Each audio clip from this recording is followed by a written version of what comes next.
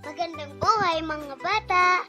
Tara, samahan ninyo akong matuto kasama si Teacher Aika, your online teacher. Please don't forget to subscribe, like, share, and hit the notification bell for more videos. Thank you! Revised K-12 Curriculum, EPP, Home Economics, Grade 5. Quarter 3, Lesson 4. Ang ating aralin ngayong araw ay tungkol sa ang mga solusyon sa mga karaniwang suliraning nararanasan sa pananahi gamit ang makina. Muli, ako si Teacher Aika, ang inyong online teacher. Simulan na natin! Mga kasanayan at layunin. Natatalakay ang mga solusyon sa mga karaniwang suliraning nararanasan sa pananahi gamit ang makina. Nasusunod ang mga hakbang sa paggamit ng makina. Unang araw. Maikling balik-aral. Isulat ang nawawalang letra upang mabuo ang bahagi ng makinang tinutukoy ng bawat pahayag. 1. Pinaglalagyan ito ng karete ng sinulid sa itaas na bahagi ng ulo ng makina. Sagot, spool pin. 2. Pinaglalagyan ito ng sinulid sa ilalim ng makina. Sagot, bobbin. 3. Ito ang nagdurugtong sa maliit na gulong sa ibabaw at sa malaking gulong sa ibaba ng makina. Sagot, Korea. 4. Pinaglalagyan ito ng karayom at nagdadala ng sinulid sa itaas kapag tinatahi. Sagot, needle bar. 5. Ito ang nagsisilbing kabitan ng karayom. Sagot, needle clamp. Sa tuwing nagkakaroon ng mga suliranin, ano ang dapat gawin? Sagot, kapag may mga suliranin, dapat tayong manalangin, humingi ng tulong sa magulang o guro at mag-isip ng paraan kung paano ito maayos. Dapat din tayong maging kalmado at huwag agad magalit. Batay sa inyong takdang aralin, ano-ano ang mga nakalap ninyong impormasyon sa mga mananahi sa inyong lugar tungkol sa mga suliraning kanilang nararanasan sa pananahi sa makina? Ibahagi ang iyong sagot sa klase. Isulat sa loob ng bilog ang mga nakalap na impormasyong nararanasang suliranin at naging solusyon ng mga mananahing inyong nakapanayam. Narito ang mga halimbawang sagot. Nasisira ang sinulid habang nananahi. Hindi pantay ang tahi. Nauubos agad ang materyales. Nahihirapan sa pag-transfer ng pattern sa tela.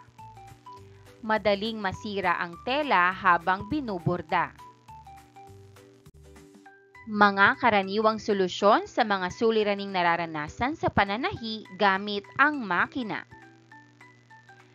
Gumamit ng mas matibay na sinulid at tamang karayom.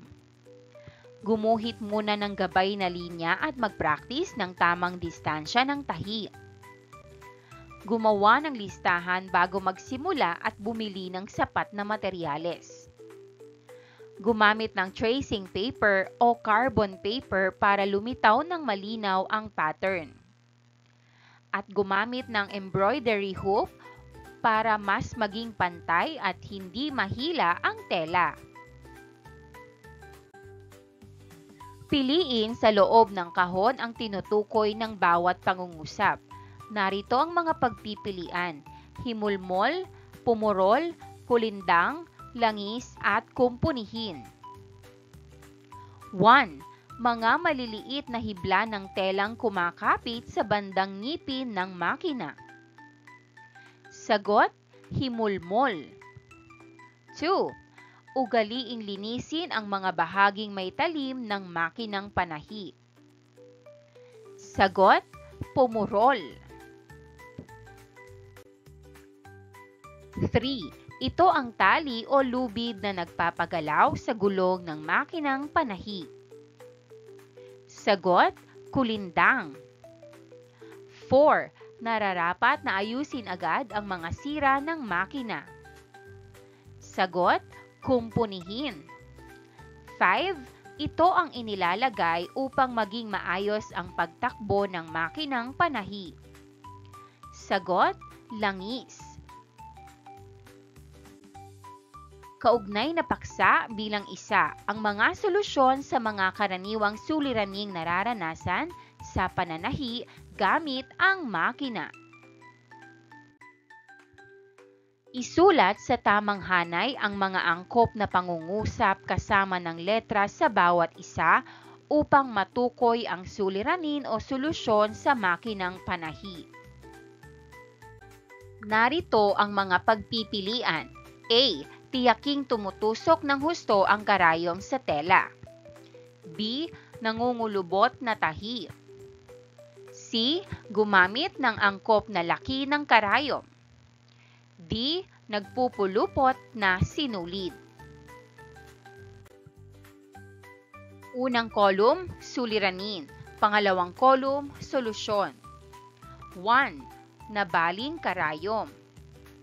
Solusyon, C. Gumamit ng angkop na laki ng karayom. 2.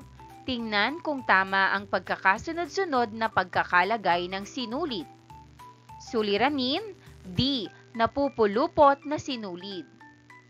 3. Naglalaktaw-laktaw na tahi. Solusyon, A. Tiyaking tumutusok ng husto ang karayom sa tela. 4. Tingnan ang higpit ng tension regulator. Suliranin, B. Nangungulubot na tahi.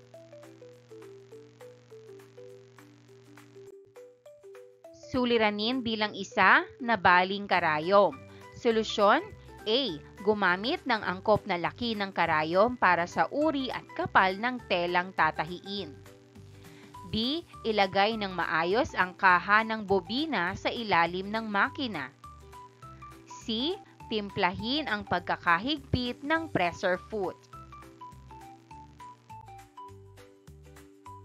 D. Iwasan ang paghihila ng telang tinatahi. E. Tiyaking hindi baluktot ang karayom. F. Tiyaking walang aspiling ginagamit upang hindi matamaan ng karayom. Suliranin bilang 2, nagpupulupot na sinulid. Solusyon, A. Tingnan kung tama ang sunod-sunod na paglalagay ng sinulid. B. Ayusin ang higpit ng tension regulator. C. Siyasatin kung ang karayom ay tumutusok ng husto sa tela. D. Suriin ang pagkakaikid ng sinulid sa bobina. E. Tingnan kung ang bobina ay nakalagay ng maayos sa lagayan ng bobina o shuttle. F. Tiyaking matibay ang ginagamit na sinulid. Suliranin bilang 3, naglalaktaw-laktaw na tahi. Solusyon, A. Tiyaking tumutusok ng husto ang karayom sa tela. B. Gumamit ng angkop na laki ng karayom para sa kapal ng telang tinatahi. C. Suriin kung tama ang pagkakalagay ng sinulid. Suliranin bilang 4, nangungulubot na tahi. Solusyon, A. Tingnan ang higpit ng tension regulator. B. Tiyaking tama ang dami ng tahi sa ginawa para sa uri ng tela. C. Ayusin ang stitch regulator. Tanong-tugon. Ano-ano ang mga kadalasang nagiging suliranin sa mga makinang panahi? Sagot, ang mga kadalasang suliranin ay nabaling karayom, nagpupulupot na sinulid, naglalaktaw-laktaw na tahi, at nangungulubot na tahi. Paano ang mga dapat gawin sa mga suliraning nararanasan ng mga mananahi? Sagot, dapat gumamit ng angkop na laki ng karayom, tiyaking maayos ang pagkakalagay ng sinulid at bobina, ayusin ang higpit ng tensyon, at siguraduhing tumutusok ng husto ang karayom sa tela. Bakit mahalagang pag-aralan ang mga suliranin at solusyon sa makinang panahi? Sagot, mahalaga ito para maiwasan ang pagkasira ng makina, mapabilis ang pagtatahi at maging maayos at maganda ang resulta ng tinatahi. Paglalapat at pag-uugnay. Gawain A, simulan ko, tapusin mo. Isulat ang maaaring gawin sa mga sitwasyon.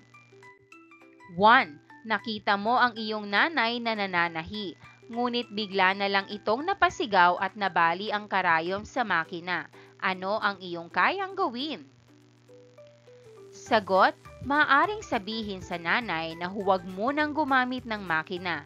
Tulungan siyang palitan ang bali na karayom at tiyaking hindi ginagamit ang makina hanggang maayos ito.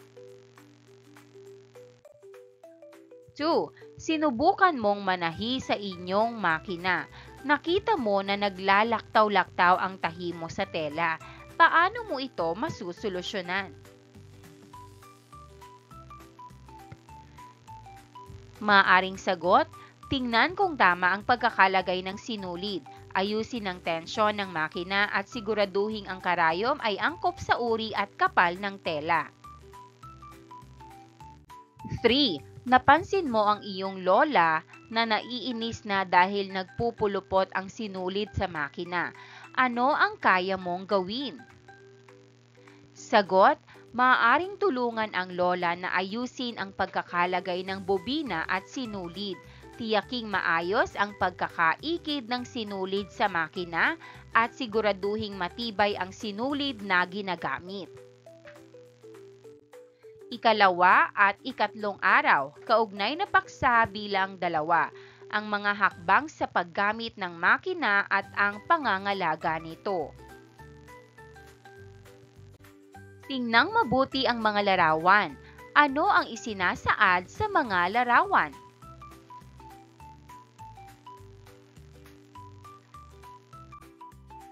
Ano ang nakikita ninyo sa larawan? Sagot, nakikita ko sa larawan ang mga taong nagtatahi gamit ang makinang panahi, kasama ang mga hakbang sa paggamit ng makina tulad ng pag-ikot ng gulong, paglalagay ng tela at pagtahi. Sino sa inyo ang marunong gumawa ng mga nasa larawan? Halimbawang sagot, marahil ang mga nanay, lola o guro ang marunong gumawa ng mga ito dahil sila ay may karanasan sa pananahi.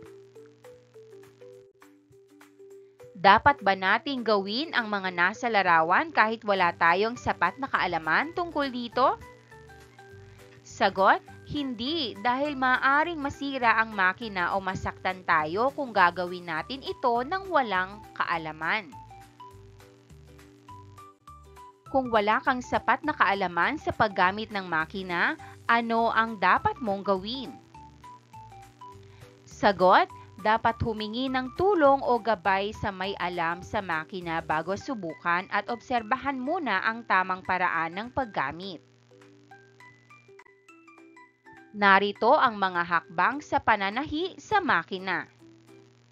1. Umupo ng maayos. Ilapat ang mga paa sa apakan.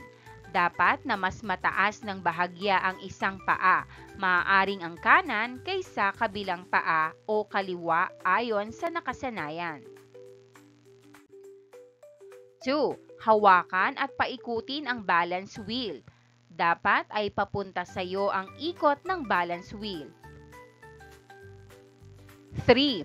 Ayusin ang kulindang upang maidugtong sa band wheel. 4. Paandarin ang makina sa pamamagitan ng pag-ikot sa balance wheel. 5.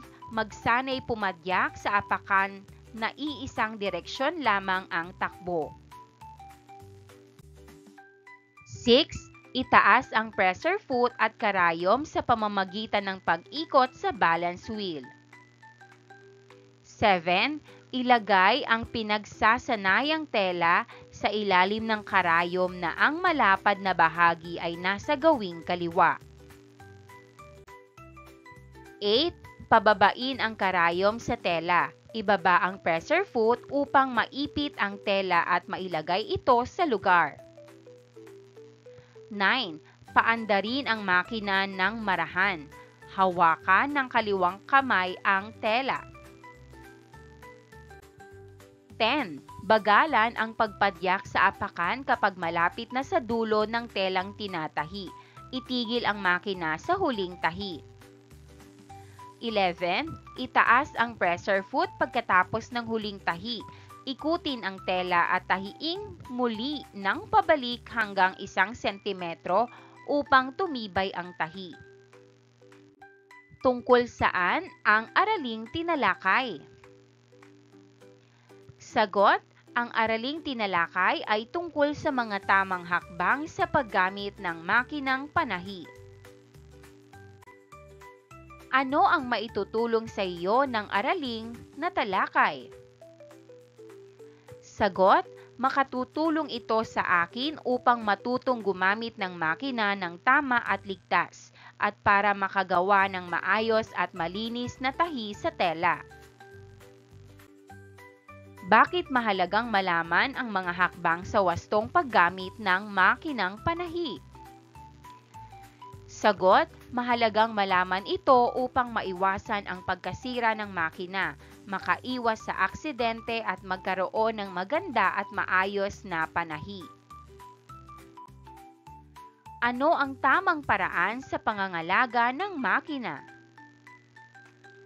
Sagot, ang tamang paraan ay linisin ito pagkatapos gamitin. Lagyan ng langis ang mga bahaging gumagalaw. Takpan kapag hindi ginagamit at siguraduhing maayos ang pagkakalagay ng mga parte nito. Paglalapat at pag-uugnay. Gawain A, hulaan natin. Pagsunod-sunurin ang mga pahayag ayon sa wastong hakbang sa pananahi sa makina. Lagyan ito ng bilang 1 hanggang 5. Sagutan natin. 1. Umupo ng maayos. Ilapat ang mga paa sa apakan. 2. Hawakan at paikutin ang balance wheel. Dapat ay papunta sa iyo ang ikot ng balance wheel. 3. Ayusin ang kulindang upang maidugtong sa band wheel. 4. Itaas ang pressure foot at karayom sa pamamagitan ng pag-ikot sa balance wheel. 5. Itaas ang pressure foot pagkatapos ng huling tahi. Ika-4 na araw. Paglalapat at pag-uugnay, tanong-tugon. Ano-ano ang mga suliraning madalas nararanasan ng mga mananahi at paano ito maaaring solusyonan? Sagot, ang mga suliranin ay nabaling karayom, nagpupulupot na sinulid at naglalaktaw na tahi. Maayos ito sa pagsasaayos ng makina at tamang paggamit ng karayom. Bakit mahalagang malaman ang mga hakbang sa paggamit ng makinang panahi? Sagot, para maiwasan ang sira at maging maayos ang pananahi. Ano ang kahalagahan ng pagkakaroon ng wastong kaalaman sa pagsusolusyon sa mga karaniwang suliraning nararanasan sa pananahi gamit ang makina? Sagot, para madaling masolusyonan ang problema at maging maganda ang tahi. Pagninilay sa pagkatuto. Punan ang mga parirala upang mabuo ang mga pangungusap. 1. Natutunan ko na kung paano gamitin ng tama ang makinang panahi at ayusin ito kapag may sira. 2. Napagtanto ko na mahalagang alamin ang mga hakbang sa pananahi para maging ligtas at maayos ang trabaho. 3. Gagamitin ko ang natutunan ko sa pagtulong sa aking pamilya at paggawa ng mga damit o proyekto sa paaralan. Pagsusulit, isulat ang T kung tama ang nakasalungguhit na salita sa bawat pahayag at palitan ng tamang sagot kung ito ay mali. 1. Tiyaking baluktot ang karayom. Sagot: mali, dapat tuwid. 2. Ayusin ang higpit ng tension regulator. Sagot: T, tama. 3. Tiyaking tumutusok ng husto ang karayom sa tela. Sagot: T, tama. 4. Ibaba ang pressure foot pagkatapos ng huling tahi. Sagot: mali. Itaas ang tamang sagot. 5. Umupo ng maayos at ilapat ang mga paa sa apakan. Sagot: T, tama. Maraming salamat sa panonood. Huwag kalimutang i-like at mag-subscribe para sa higit pang educational content. I-click ang bell icon para ma-update ka sa ating mga bagong video. Salamat!